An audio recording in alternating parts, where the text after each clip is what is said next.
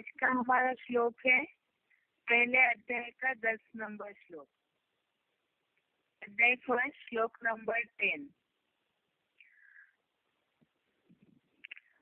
अपर्याप्तम तदस्माकं बलं भीष्माभिरक्षितं पर्याप्तं तु इदं एतेषां बलं भीमाभिरक्षितम्। अपर्याप्तं तत् अस्माकं बलं भीष्माभिरक्षितं पर्याप्तं तु एतेषां बलं भीमाभिरक्षितम्। और इसका संधि विच्छेद है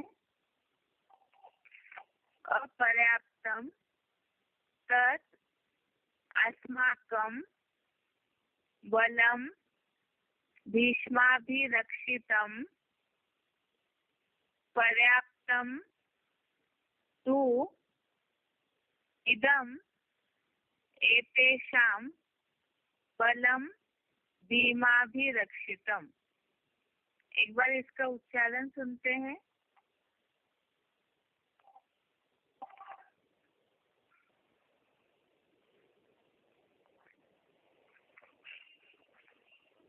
अपर्याप्तं तदस्माकं बलं भीष्माभिरक्षितं पर्याप्तं त्विदमेतेषां बलं भीमाभिरक्षितम्। समाज व सरकार ने महासम्मानीय निवृत्ति मार्गी भीष्म से रक्षित वह हमारी सेना अपार है, जबकि भेड़िए जैसे खदेश राक्षसी वृत्ति के लंबे चौड़े भीम द्वारा रक्षित इन पांचों पांडुपुत्र पांडवों की अल्पसंख्यक सेना सीमित है, अतः हमारी जीत निश्चित है। अपर्याप्तं तदस्माकं बलं भीष्माभिरक्षितं पर्याप्तं त्विदमेतेषां बलं भीमाभिरक्षितम्। समाज व सरकार ने महासम्मानीय निवृत्ति मार्गी भीष्म से रक्षित वह हमारी सेना अपार है, जबकि भेड़िए जैसे खदेश राक्षसी वृत्ति के लंबे चौड़े भीम द्वारा रक्षित इन पांचों पांडुपुत्र पांडवों की अल्पसंख्यक सेना सीमित है, अतः हमारी जीत निश्चित है।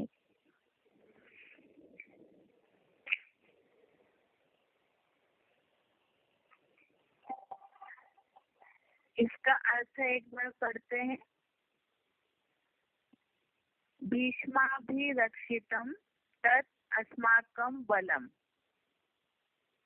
भीष्म से रक्षित वह हमारी सेना। आगे है पर्याप्तम तु इदं भीमाभिरक्षितम। अपार है और यह भीम द्वारा रक्षित। आगे एतेषां बलम पर्याप्तम। इनकी सेना सीमित है। अब इसका अर्थ एक बार देखते हैं। भीष्म से रक्षित वह हमारी सेना अपार है। ये वाक्य जैसे ऊपर भी देखा कि दुर्योधन आचार्य द्रोणाचार्य को सारा वर्णन बता रहे अपनी सेना के योद्धाओं का, पांडवों की सेना की। उस हिसाब से ये श्लोक बताया कि भीष्म से रक्षित वह हमारी सेना अपार है और यह भीम द्वारा रक्षित इनकी सेना सीमित है। अभी इसका क्लैरिफिकेशन लिखा है। समाज व सरकार में महासम्माननीय निवृत्ति मार्गीय भीष्म जो है उनके लिए महाभारत में दिखाया कि कौरव सेना के जब युद्ध शुरुआत हुआ, महाभारत युद्ध, उस समय भीष्म को कौरव सेना के पहले सेनापति बनाया था। और ऊपर हमने जो शब्दार्थ है उसमें भीष्म के बारे में पढ़ा है, भीष्म पितामह के बारे में, एक बार उसे फिर से दोहराते हैं। भीष्म पितामह के लिए बताया है कि वो सन्यासी थे, और यहाँ जो लिखा हुआ है भीष्म पितामह का क्लैरिफिकेशन, समाज व सरकार में महासन्माननीय निवृत्ति मार्गीय, निवृत्ति मार्गीय माना सन्यासियों के हिसाब से शब्द यूज किया है, और समाज व सरकार में महासन्माननीय, तो भीष्म पितामह जैसे जो सन्यासी है आज उनकी समाज और सरकार में मान्यता है। क्यों मान्यता है? क्योंकि सन्यासियों के पीछे बहुत सारी जनता रहती है। अगर इन सन्यासियों को प्रभावित करके रखे, या तो सन्यासियों को जो अधिकारी है वो अपनी तरफ करके रखेंगे, तो उनके पीछे जो भी प्रजा प्रभावित है अपने आप ही उन अधिकारियों की तरफ ही झुकेगी। इसीलिए सन्यासियों को हमें मान दिया जाता है अधिकारी वर्ग। है उसे एक बार पढ़ते हैं। भीष्म अर्थात भयंकर, जो सच्ची भांति भयंकर विषय में शास्त्रीय ज्ञान उगलते हो। तो पितामह अर्थात कलयुग अंत के उन भयंकर बाबाओं या साधुओं को भीष्म पितामह कहेंगे, जो परमात्मा सर्वव्यापी का उल्टा ज्ञान सुनाकर खास भारत और आम सारे विश्व के लोगों की बुद्धि को भटका देते हैं। आगे लिखा है, हर बेहद के कांग्रेसी कौरव नेताओं और पूंजीवादी धृतराष्ट्र द्वारा पर बाबा की तरह उनका बहुत सम्मान किया जाता है। प्रजा से वोट और फिर नोट भी लेना है ना। तो यहाँ से लिखा है कि कलयुग अंत के उन भयंकर बाबाओं या साधुओं को भीष्म पितामह कहेंगे, जो परमात्मा सर्वव्यापी था। ज्यादातर जो भी सन्यासी है वो तो शिवोम बन के बैठे हैं, और यही बताया जाता है कि परमात्मा सर्वव्यापी है, और उसी आधार से सन्यास धर्म के लिए जो बताया जाता है कलयुग के चित्र में कि ये जो सन्यासी है वो सात्विक अवस्था में भारत में होते हैं, और तमोप्रधान अवस्था में विश्व में अर्थात विदेशों में भी उनका मर्तबा है। और जब इस तरह को प्रभावित कर अपने आप की जो प्रजा उनके पीछे जाएगी और प्रभावित करेंगे, अर्थात सन्यासियों को अपनी तरफ मोड़ेंगे। जो लिखा है प्रजा से वोट और फिर नोट लेना है ना, तो प्रजा सन्यासियों को अगर अधिकारी वर्ग अपनी तरफ करते हैं तो प्रजा मुड़ेगी। इसी हिसाब से उनकी जो सेना है वो तो बढ़ेगी। अर्थात भीष्म से वह हमारी सेना अपार है, तो कौरव सेना बढ़ जाती है, और यह बेड़ी जैसे खदूस वाला लंबे चौड़े भीम द्वारा रक्षित। तो भीम के लिए महाभारत में दिखाया है कि वो बहुत बड़े बड़े राक्षसों को, जैसे अकासुर बकासुर को मारा, इस तरह जो दिखाया जाता है कीचक का वध किया। तो राक्षसी वृत्ति के लंबे चौड़े, तो जो जैसे होता है उनके साथ वैसा ही रूप धारण करना है। इसीलिए भीम भी जैसे अंतर पार बजाते हैं, तो ऐसे भीम द्वारा रक्षित इन पांडव पुत्र पांडव की सेना सीमित है, अतः हमारी जीत निश्चित है। तो दुर्योधन की बुद्धि में ये है कि उनकी सेना अपार है, कौरवों की सेना ज्यादा दिखाई है, पांडवों की तुलना में कई गुनी ज्यादा थी, और उस तुलना में पांडवों की सेना संख्या है अर्थात कम है, सीमित है। इसीलिए कौरव सेना में दुर्योधन के बुद्धि में ये है कि उनकी जीत अर्थात कौरवों की जीत निश्चित है। तो यहाँ भी बाबा ने तो मुरलियों में ये बोला है कि क्वालिटी देखनी चाहिए या क्वांटिटी देखनी चाहिए। वास्तव में तो ढेर सारी संख्या है, लेकिन उनमें क्वालिटी वाले नहीं है, तो उसका फायदा क्या है? जिसके लिए बाबा ने एक हिस्सेडी में बताया है,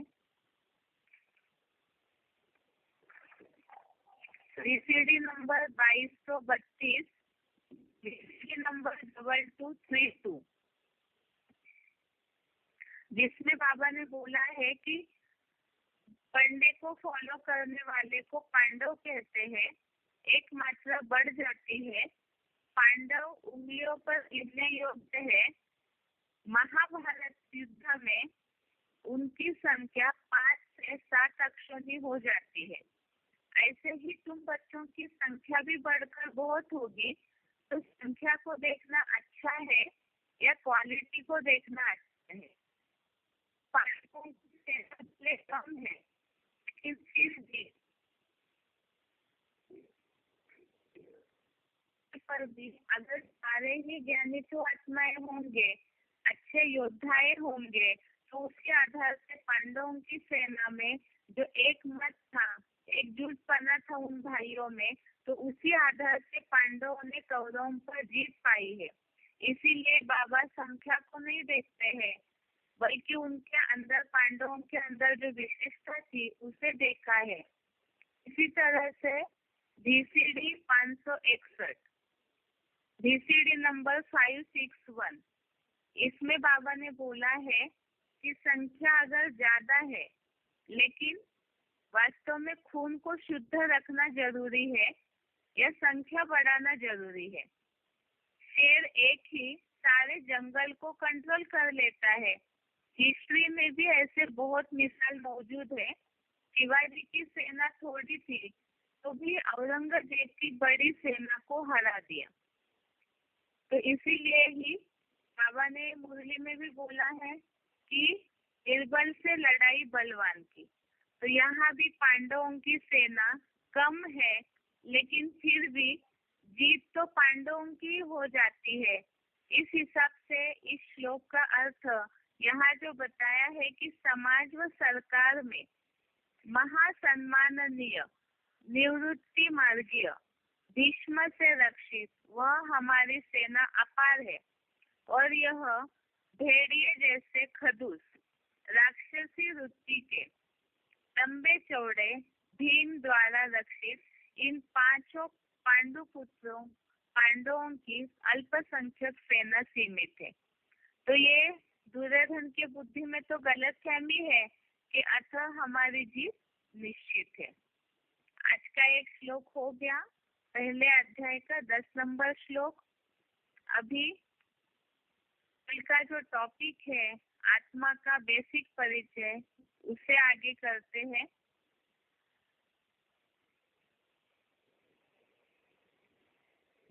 कल और परसों हमने ये देखा था कि आत्मा और शरीर में दोनों में क्या गुण है, क्या अंतर है। जैसे आत्मा अजर अमर अविनाशी है, नित्य शाश्वत है, और शरीर विनाशी है। उन दोनों का फर्क जानने के लिए हमने दूसरे अध्याय का श्लोक नंबर 13, श्लोक नंबर 20 और श्लोक नंबर 18 समझा था। सेकेंड अध्याय का श्लोक नंबर 13, श्लोक नंबर 20 और श्लोक नंबर 18 समझा था, जिसमें ये समझा है कि आत्मा जो है वो कभी जन्मता नहीं, मरता नहीं, या होकर फिर से नहीं होगा। ऐसे भी नहीं है, देह हनन होने पर भी मारा नहीं जाता है। अर्थात शरीर का विनाश हो जाए, लेकिन आत्मा के ऊपर उसका असर नहीं होता है। वो तो एक शरीर छोड़ करके तुरंत ही दूसरा शरीर धारण करती है, जो कि श्लोक नंबर 13 में, सेकेंड अध्याय का श्लोक नंबर 13 में हमने इस बात को समझा है कि जैसे आत्मा की देह में कुमार, युवा अवस्था और बुढ़ापा है, फिर उत्तरोत्तर शरीरों की शक्ति होती है, तो धैर्यवान उस विषय में मोह नहीं करते हैं। ये समझा कि आत्मा बहुत सूक्ष्म है, ज्योति बिंदु है, प्रकाश का छोटा कण है। इसीलिए ही यह आत्मा निराकार ज्योति बिंदु होने के कारण इसे शस्त्र नहीं काटते, इसको अग्नि हवा भी नहीं सुखा, तेल भिगोता नहीं है। और उसके अपोजिट में शरीर 5 तत्वों का बना हुआ है, पृथ्वी, अग्नि, जल, वायु, आकाश। शरीर नाश हो जाता है, अर्थात जब आत्मा शरीर को छोड़ देती है, तो उस मृत शरीर को आत्मा नहीं है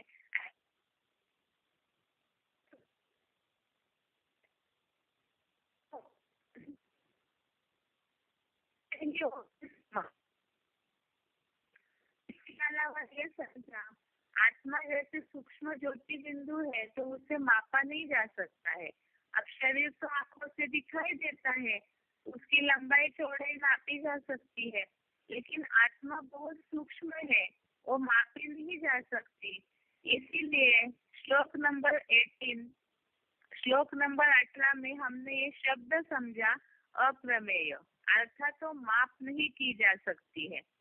इसके अलावा ये भी समझा है कि नित्य अविनाशी, माप न करने योग्य देहधारी आत्माओं के अर्थात इस देह को धारण करने वाली आत्माओं के ये शरीर नाशवान कहे गए हैं। तो आत्मा के और शरीर के इस टॉपिक में, खास मैं आत्मा हूँ, इस टॉपिक में हमने समझा कि शरीर जो है उसका तो साइंस वाले विश्लेषण कर ले रहे, लेकिन आत्मा के बारे में इतना ही अभी तक समझ पाए कि कुछ ऐसी एनर्जी है जो शरीर को चलाती है, लेकिन उसके बारे में ही परमात्मा, जो वैज्ञानिकों के वैज्ञानिक है, वो आध्यात्मिक ज्ञान के द्वारा आत्मा के अंदर की सारी नॉलेज हमें देते हैं। दूसरी बात हमने समझी है कि ये जो आत्मा है इसे आंखों से नहीं देखा जा सकता है, ये ज्ञान चक्षुओं से ही देखी जा सकती है। इसके लिए हमने श्लोक समझा था कल, 15वें अध्याय का 10 नंबर श्लोक, अध्याय 15 श्लोक नंबर 10। इसमें हमने ये बात समझी है कि जैसे शरीर साकार जड़त्वमयी पंचभूतों का पुतला है तो दिखाई देता है, लेकिन आत्मा निराकार चैतन्य शक्ति है जो इस स्थूल नेत्रों से दिखाई नहीं जाती, देखी नहीं जा सकती। ज्ञान चक्षुओं से ज्ञान का जो तीसरा नेत्र है उसी से उसे समझा जा सकता है, जिसके लिए बताया कि देह छोड़ते या धारण करते अथवा भोगते हुए त्रिगुण युक्त आत्मा को ज्ञान नेत्र वाले देखते हैं, महामूर्ख नहीं देख पाते हैं। उसके बाद आगे हमने समझा था कि आत्मा सूक्ष्म है, इसीलिए ही आंखों से जब देखी नहीं जा सकती है, तो श्लोक नंबर 25, सेकंड अध्याय का श्लोक नंबर 25, दूसरे अध्याय का श्लोक नंबर 25, इसमें हमने आत्मा के रूप के बारे में और एक रूप समझा है कि आत्मा अव्यक्त है, यह अचिंत्य है, यह निर्विकारी बताई जाती है, इसीलिए इसको ऐसा जानकर शोक करने के योग्य नहीं है। अर्थात यहाँ तो भगवान ने गीता में अर्जुन को ये बात समझाई है कि अगर कोई भी मर जाता है तो भी उसके लिए शोक करने की आवश्यकता नहीं है, क्योंकि आत्मा तो अव्यक्त अचिंत्य है, निर्विकारी है। जब तक वो देह के पंचभूतों के संग में नहीं आती है तब तक वो निर्विकारी है, और जब आत्मा इस शरीर को छोड़ देती है तो उसका तो कोई नुकसान नहीं होता है। इसीलिए ही इसको ऐसा जानकर तो शोक करने के योग्य नहीं है। शरीर जो है इसके लिए तो हम सब जानते हैं कि आत्मा एक पुराने शरीर को छोड़ देती है तो दूसरा धारण कर लेती है, इसीलिए भी शोक करने के योग्य नहीं है। इसके बाद आगे हमने समझा है कल कि आत्मा निर्लिप्त है क्या। ज्यादातर साधु सन्यासियों के बुद्धि में तो यही रहता है, आत्मा पे भी कोई निक्षेप नहीं चढ़ता है। कुछ लोग अलग अलग मान्यताएं सभी की है, लेकिन गीता में ही भगवान ने अर्जुन को ये बात समझाई है, या अभी शिव बाबा भी हमें इस बात को समझा रहे मुरलियों के द्वारा कि वास्तव में आत्मा निर्लेप नहीं है, उसके ऊपर कर्मों का, प्रकृति का निक्षेप चढ़ता है। जब तक वो शरीर के संग में आती है, देहधारियों के संग में आती है, तो ये त्रिगुण जो भी 3 गुण है सत्वष्टम, उसका कर्मों के आधार से आत्मा के ऊपर लेपछेप चढ़ता है, जिसके लिए हमने समझा है पहले 13वें अध्याय का 19 नंबर श्लोक, अध्याय नंबर 13 श्लोक नंबर 19। इसमें पढ़ा था कल, प्रकृति पुरुषम चैव विद्यनादि उभो अपि विकारांश गुणांश्चैव विद्धि प्रकृति संभवान।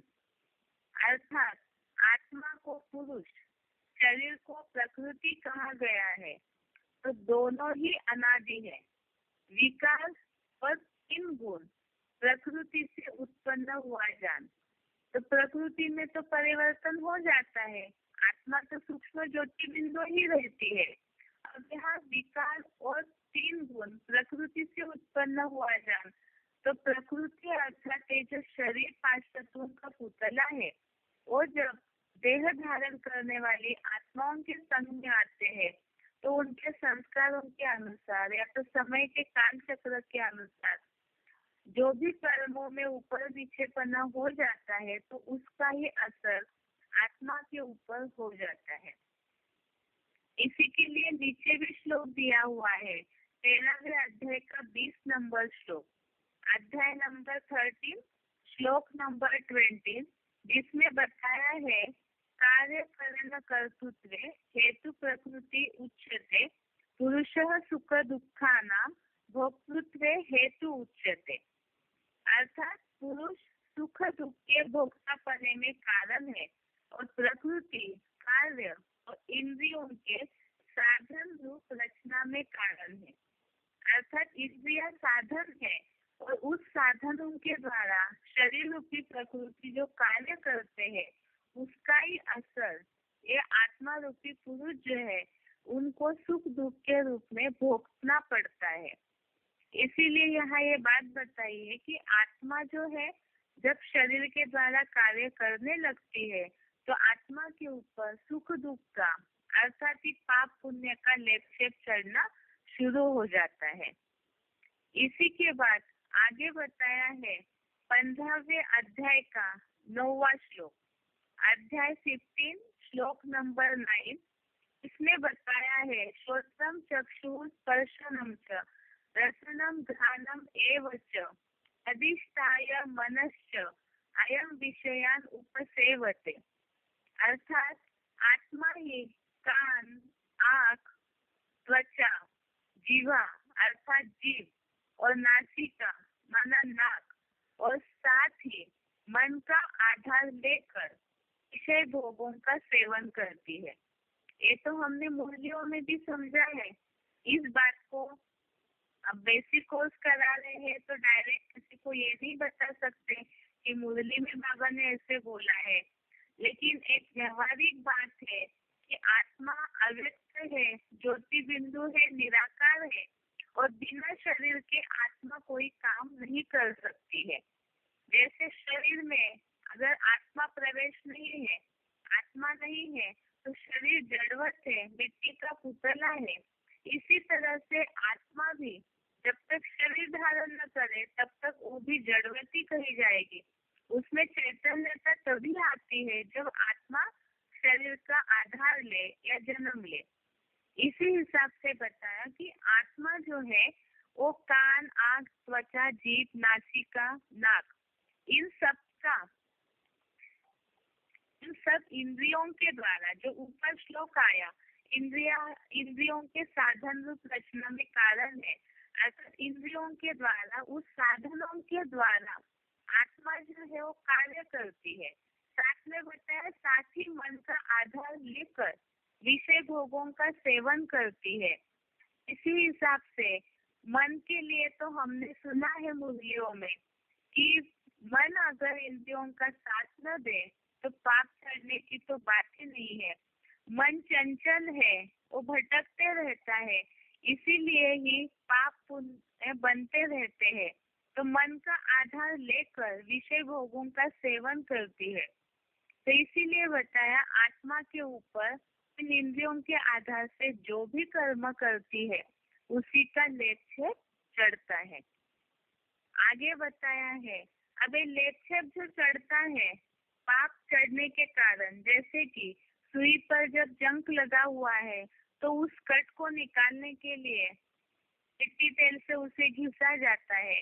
तो ये जो आत्मा है वो सूक्ष्म ज्योति बिंदु है, इससे जो पाप की कट चढ़ी हुई है, जंक चढ़ी हुई है, तो उसे कैसे धोया जाए।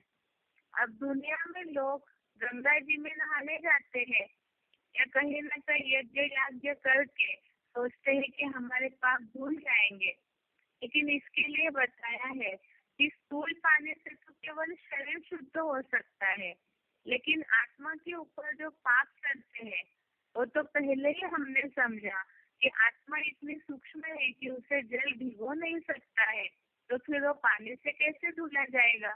तो गंगा जी में अगर नहा भी लेते हैं तो भी किसी के पाप नहीं धुले जाएंगे। अगर ऐसे है दुनिया में ये जो मान्यता है कि गंगा स्नान से पाप धुल जाते हैं कई जन्मों के, तो फिर दुनिया में इतने जो पापी है वो सब दुनिया वाले सारे ही जाकर गंगा जी में रोज ही स्नान करते रहेंगे और रोज ही पाप करते रहेंगे, तब तो ये दुनिया में दुखों का नाम निशान ही नहीं रहता।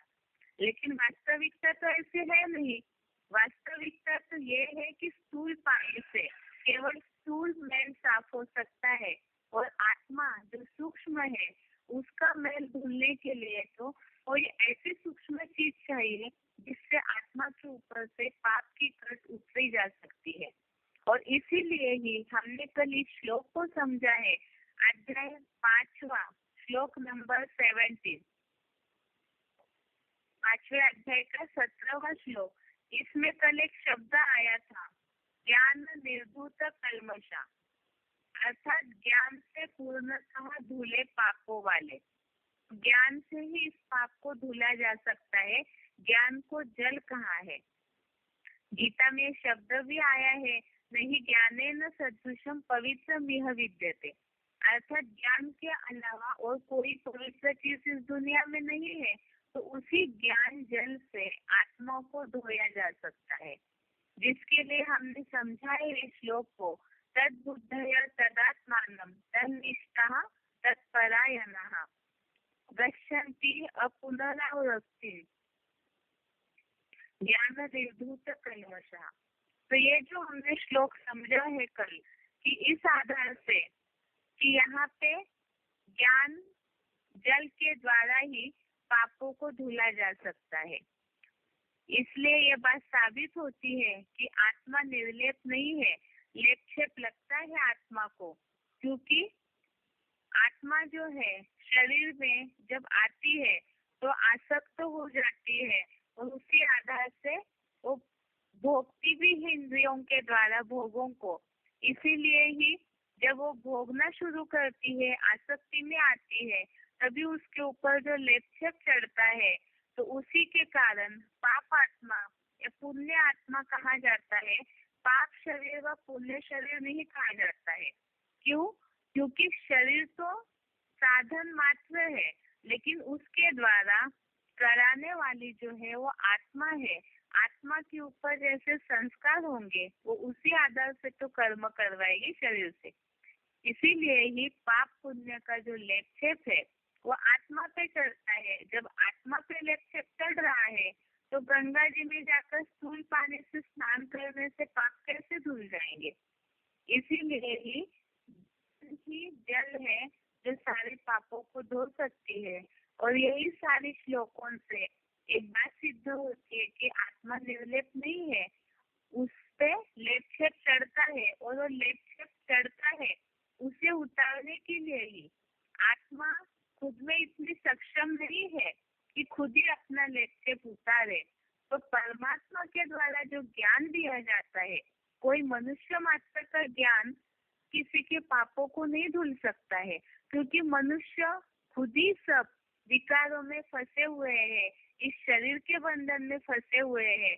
इसीलिए परमात्मा आकर के जो पवित्र ज्ञान समझ देते हैं, उसी आधार से आत्मा अपने इस लेप से को उतार सकती है। अभी आगे इस बात को समझना है कि आत्मा शरीर छोड़ करके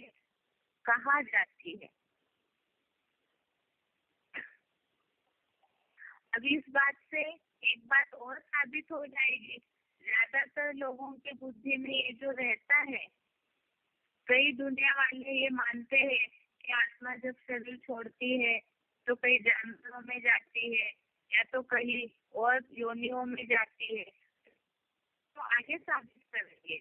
लेकिन खास ये बात है कि आत्मा कहीं भी, जो बोला जाता है कि स्वर्ग में चली जाती है या अलग अलग जो मान्यताएं है, तो उससे हम के आधार से ही सिद्ध करेंगे कि वास्तव में आत्मा एक शरीर छोड़ने के बाद जाके दूसरा शरीर ही धारण करती है। और दूसरी बात, वो जन्म लेती जरूर है, क्योंकि जन्म मरण के चक्र में आने के लिए आत्मा बंधी हुई है।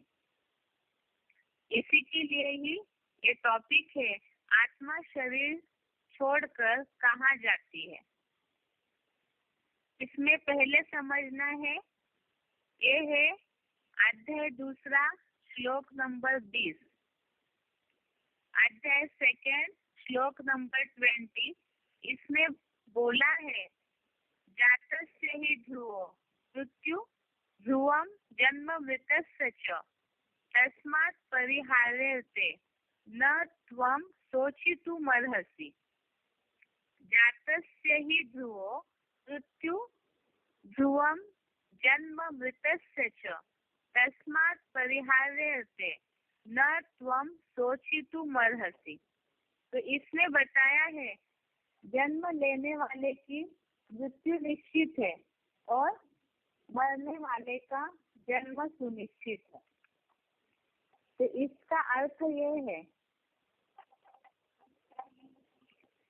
कि आत्मा जो है वो जन्म मरण के चक्र में आती है और रुक नहीं सकती है। उसे जन्म लेने के बाद मरना भी है और मरने के बाद फिर दोबारा जन्म लेना भी निश्चित है।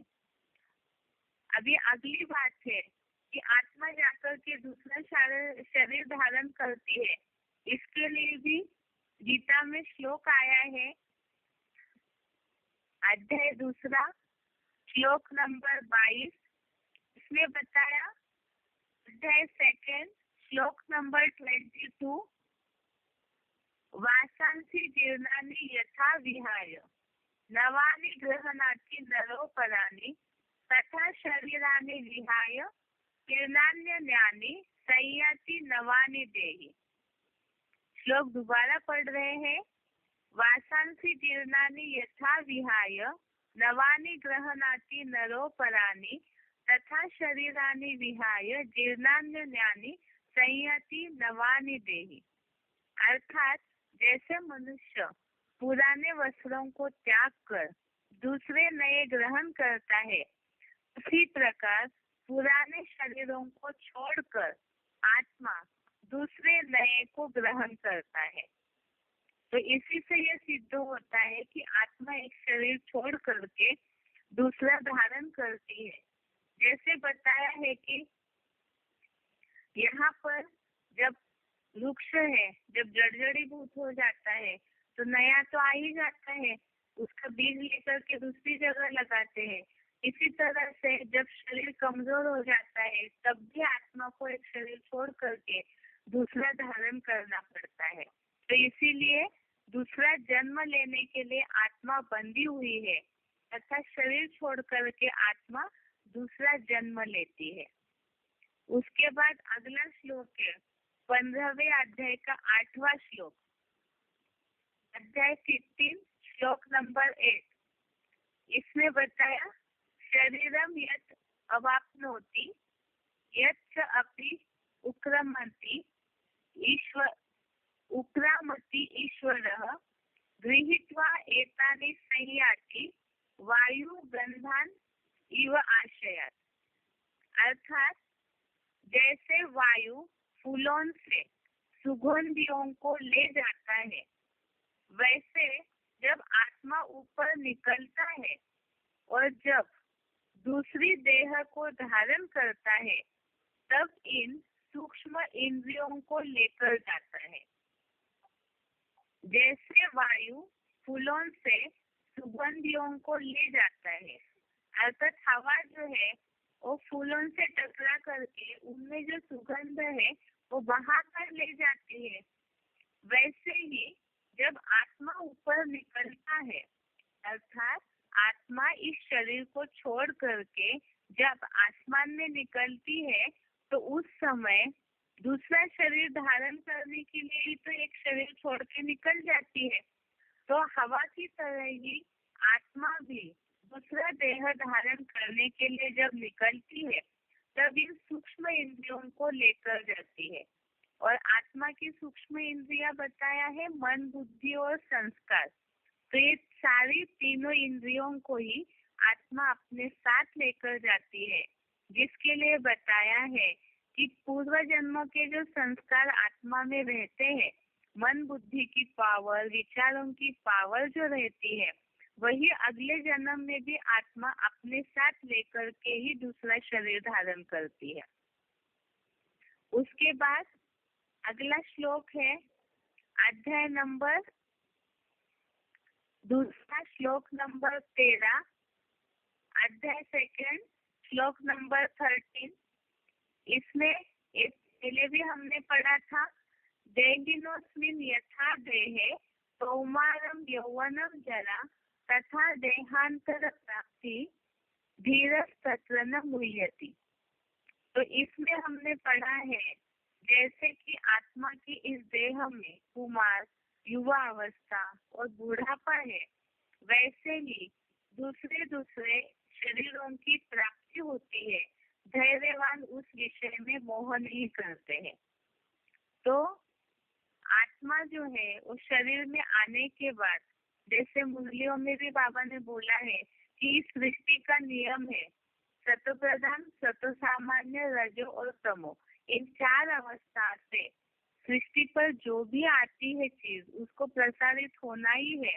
तो आत्मा भी जब शरीर धारण करती है, तो इन्हीं अवस्थाओं से कुमार, युवा और बुढ़ापा, इन्हीं अवस्थाओं से प्रसारित होते होते जब शरीर छोड़ने का समय आता है, तो दूसरे शरीर को प्राप्त कर लेती है। इसीलिए बताया कि शरीर छोड़ना ये तो आत्मा के लिए नून है कि पुराना होने पर शरीर छोड़ना ही है। तो इसीलिए धैर्यवान उस विषय में मोह नहीं करते हैं। तो ये सारे श्लोकों से ये बात सिद्ध हो जाती है कि आत्मा जन्म मरण के चक्र में आती है। इसके अलावा अब ये भी है कि इस बात को भी सिद्ध करना होगा कि कई भक्त लोग हैं, कई ऐसे विद्वान हैं जिस बात के लिए ये बोल सकते हैं कि आत्मा को जन्म मरण के चक्र में आने की आवश्यकता नहीं है। क्यों आवश्यकता नहीं है? क्योंकि एक बार आत्मा इसी शरीर में, जैसे बहुत से लोग मानते हैं कि इस जन्म में मनुष्य योनि में पाप कर दिया तो अगले जन्म में जानवरों के रूप में, सजा के रूप में जानवर योनि को प्राप्त करते हैं। लेकिन ऊपर के श्लोक से जैसे हमने इस बात को समझा कि मनुष्य है तो मनुष्य जीवन में ही जन्म लेगा, अर्थात दूसरे शरीर को धारण करेगा। जैसे कि संस्कारों की बात यहाँ आई कि आत्मा अपने साथ सूक्ष्म इंद्रियों को ले जाता है, तो उसी से ही वो अपने अगले जन्म में पाप पुण्य भोगेगा। अब यहाँ जन्म मरण के चक्र में आत्मा को क्यों आना पड़ता है, इसके लिए ही श्लोक बताया हुआ है। एक तो 13वें अध्याय का 21वां श्लोक, अध्याय नंबर 13, श्लोक नंबर 21। इसमें बताया है पुरुषः प्रकृति स्तो ही भूमते प्रकृति जान गुणान कारणम गुण संगस्य सत् सत्योनि जन्मसु। पुरुषः प्रकृति स्तो ही भूमते प्रकृति जान गुणान कारणम गुण संगस्य सत् सत्योनि जन्मसु। इसका अर्थ बताया है प्रकृति में स्थित पुरुष आत्मा तीन गुणों को भोगता है। गुणों में आसक्ति, लगाव, इसके सत असत योनियों में जन्म का कारण है। इसमें जो बताया है, प्रकृति में स्थित पुरुष अर्थात आत्मा जो है, प्रकृति अर्थात शरीर रूपी 5 तत्वों का आधार लेती है, उसमें स्थित हो जाती है, अर्थात भ्रुकुटी के बीच में जो आत्मा निवास करती है। तो आत्मा शरीर का आधार लेने के बाद 3 गुणों को भोगता है। इसे तो हमने ऊपर भी समझा है, सात रस तम, इन 3 गुणों का असर प्रकृति में बनते ही आत्मा के ऊपर होता है और उसी से वो पाप पुण्य को भोगने लगती है, उसी से वो कर्म भी करने लगती है। और इसमें अभी दोनों बातें अरस परस है कि आत्मा में जो सूक्ष्म इंद्रिया है, मन, बुद्धि और संस्कार, उसमें जो भी पार्ट भरा हुआ है, उसी आधार से वो जैसे शरीर को धारण करती है, तो उसी आधार तीनों गुणों का भी करने लगेगा। इस 3 गुणों के द्वारा भोगता है, तो गुणों में आसक्ति लगाओ माना अटैचमेंट, ये जो 3 गुणों में बन जाता है, उसके अटैचमेंट में आ जाता है। तो इसी के कारण इन योनियों में जन्म लेने के लिए आत्मा बंधी हुई है, जिसके लिए हम लौकिक दुनिया का भी कुछ ऐसे उदाहरण देख सकते हैं। कई बार दुनिया में ये मान्यता है कि किसी के घर में अगर कोई बुजुर्ग लोग शरीर छोड़े, तो ऐसे भी लोग कई मानते हैं पुराने जमाने के कि बुजुर्ग लोगों की या तो अपने धन संपत्ति में मोह रह जाता है, कोई पोतों में धोतों में मोह रह जाता है, या किसी भी परिवार जनों में कहीं भी बुद्धि लगी हुई है, तो वो दोबारा उसी घर में जन्म लेकर आते हैं। उनके जो हाव भाव है, चलन है, ये सबसे ही लोग कहते हैं कि वही व्यक्ति जो बुजुर्ग शरीर छोड़ा है, वो दोबारा जन्म लेकर के आया है। व्यावहारिक उदाहरण हो गया, जिसे ज्यादातर लोग मानते हैं कि इस तरह से होता है। तो इस श्लोक से यही बात साबित होती है कि गुणों में आसक्ति लगाओ, अर्थात व्यक्ति में हो, कोई चीज में हो, सत्व 3 गुण जो बताए हुए हैं, ये भी तो इन्हीं चीजों में, भौतिक चीजों में तो बांधते हैं आत्मा को। और इन भौतिक चीजों में जब आत्मा बन जाती है, तो उसी आधार से वो इन योनियों में जन्म लेने के लिए, अर्थात मनुष्य योनि में जो उसको जन्म लेना पड़ता है, तो उसी का कारण है कि वो जन्म मरण के चक्र में आती है। उसके बाद बताया कि प्रकृति से उत्पन्न 3 गुण ही आत्मा को शरीर में बांधते हैं। इसी के लिए ही 14वें अध्याय का 5वां श्लोक है, अध्याय नंबर 14, श्लोक नंबर 5। इसमें बताया है, सत्वम रजः तमः इति गुणाः प्रकृति संभवः निबध्नन्ति महाभावो देहे देहिनम अव्ययम। यहाँ जो शब्द आया हुआ है, सत्व रज तम इति गुना, अर्थात ये जो सत्व रज और तम, ये 3 गुण है। इन 3 गुणों के कारण ही आत्मा शरीर को बांधती है। एक बार इस श्लोक का अर्थ क्लियर पढ़ते हैं। सत्व गुण, रजो और तमो गुण काल क्रमानुसार ये त्रिगुणात्मक रहने वाले ये प्रकृति रूप भी इसी मूर्तिमंत महादेव के शरीर से उत्पन्न हुए 3 गुण अविनाशी आत्मा को तात्विक देह रूप अविनाशी पिंड में भली भांति बांधते हैं। अर्थात यहाँ जो अर्थ है, सत्व रजो और तमो गुण काल क्रमानुसार, अर्थात जो काल का चक्र घूमता है, इसी अनुसार प्रकृति से उत्पन्न हुए ये 3 गुण अविनाशी आत्मा को तात्विक देह रूप, ये जो तात्विक देह अर्थात 5 तत्वों का जो देह बना हुआ है, इसमें भली भांति बांधते हैं। तो इसका मतलब यही है कि शरीर में बांधने के लिए आत्मा को मजबूर होना पड़ता है, तो इन 3 गुणों का असर ही आत्मा के ऊपर होता है। इसीलिए बताया हुआ है कि आत्मा बंधी हुई है जन्म मरण के चक्र में आने के लिए। आज के लिए यहाँ तक कि आज हमने अभी तक इस बात को समझा है, एक तो आत्मा निर्लेप नहीं है, उसके ऊपर लेप छेप चढ़ता है। किस चीज का लेप छेप चढ़ता है? प्रकृति में शरीर में आने के लिए आत्मा बंधी हुई है, और जब प्रकृति का ये जो साधन है इंद्रियों का, शरीर का आधार लेकर के आत्मा सुख दुख को भोगती है। और ये हमने देखा कि आत्मा जो है वो बिना शरीर के कार्य नहीं कर सकती है। आत्मा बिना शरीर के जड़वत है और शरीर आत्मा के बिना जड़वत है। और जब वो जड़ चैतन्यता आने के लिए शरीर में प्रकृति में आती है, तो उसके कारण शरीर प्रकृति ये 3 गुण जो बना हुआ है, उसके कारण रूपी के ऊपर भी इसका असर हो जाता है। ये आत्मा शरीर की इंद्रियों के अनुसार नासिका इनके द्वारा उनका आधार लेकर बंद करती है, तो आत्मा के ऊपर एक छेद करता है। और साथ साथ आत्मा गुणों में बढ़ने के कारण उसमें आसक्ति में आ जाती है, अटैचमेंट में आ जाती है।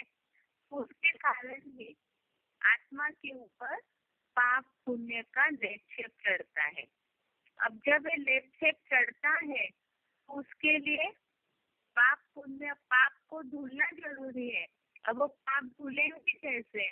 तो इसके लिए हमने समझा था 5वें अध्याय का 17वां श्लोक, जिसमें शब्द आया है ज्ञान निर्धूत, अर्थात ज्ञान से ही पूर्णतः पाप धुल जाते हैं। कैसे? तो जिस पुण्य वालों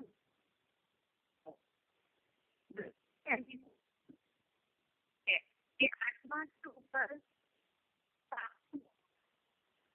से नहीं धुला जा सकता है। कोई भी परम के आने वाले मनुष्य आत्मा उनके ज्ञान से भी किसी भी आत्मा के पाप नहीं धुले जा सकते हैं। स्थूल पानी से केवल शरीर शुद्ध होता है, और आत्मा जो अति सूक्ष्म है, अचिंत्य है, अव्यक्त है, सूक्ष्म से सूक्ष्म चीज है, उस ज्ञान जल से ही आत्मा के ऊपर चढ़े हुए पाप को धोया जा सकता है। अब इसी के लिए बताया आत्मा के ऊपर एक छेद चढ़ता है, तो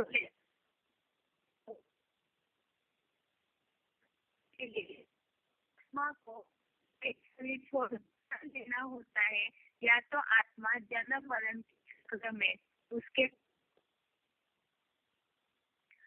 लिए आगे बताया है कि जन्म मरण के चक्र में आत्मा आती है, तो वो एक शरीर छोड़ने के बाद कहाँ जाती है? दूसरा शरीर धारण करती है। उसके बाद ये समझा हमने कि आत्मा जन्म मरण के चक्र गुणों में बढ़ने के कारण आत्मा जन्म मरण के चक्र में आती है। आज के लिए यहाँ तक ही। ओम शांति।